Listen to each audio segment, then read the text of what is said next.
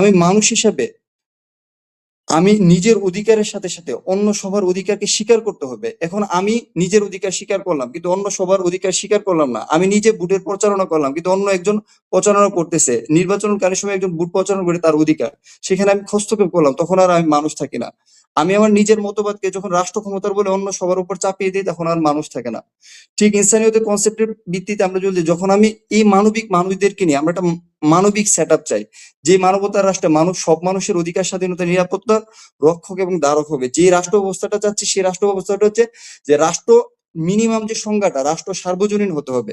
এটা রাষ্ট্রের মিনিমাম সংজ্ঞা। রাষ্ট্রের রাষ্ট্র তো কেবল এক ধর্মের মানুষ বসবাস করে না, এক গোষ্ঠীর মানুষ বসবাস করে না, সব ধর্মের সব মতবাদের মানুষ বসবাস করে।